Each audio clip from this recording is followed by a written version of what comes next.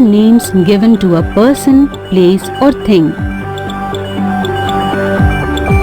Common nouns and proper nouns.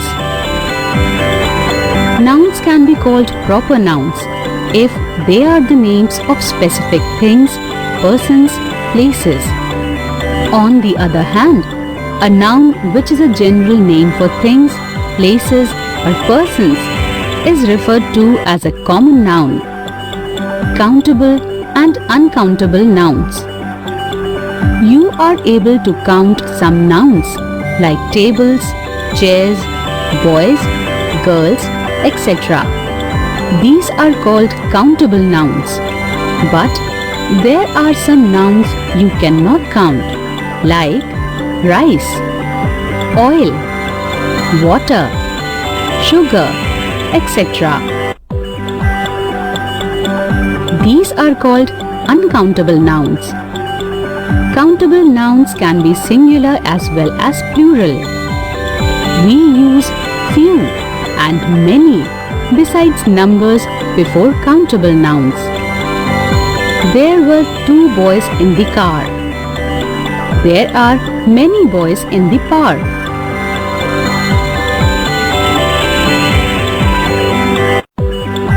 Uncountable nouns are always taken as singular. We use a little, much and a lot of before uncountable nouns. Countable nouns can be further classified as singular, one or plural, many. Some nouns form plural by adding s. For example, girl, girls, boy, boys. Some nouns form plurals by adding es. For example, glass, glasses. Nouns that end in y form plurals by removing the y and adding ies. For example, baby, babies. There are some nouns which end in f sound. They form their plurals by removing the f and adding ves. For example, leaf, leaves. In the case of some nouns, the entire word changes when the plural is formed. For example, man, men, foot, feet.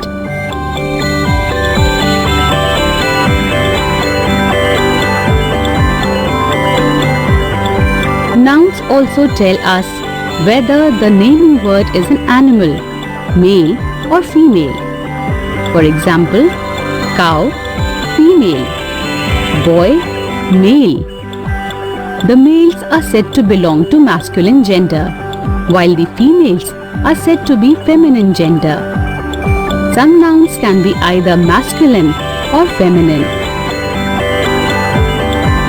They are said to belong to the common gender. For example, teacher. Nouns which are said to have no life belong to neuter gender. For example, table. For example, masculine. King, cock, wizard, uncle, hero. Feminine, landlady, heiress, ewe, bride, widow. Common, conductor, magician, manager, driver, tailor.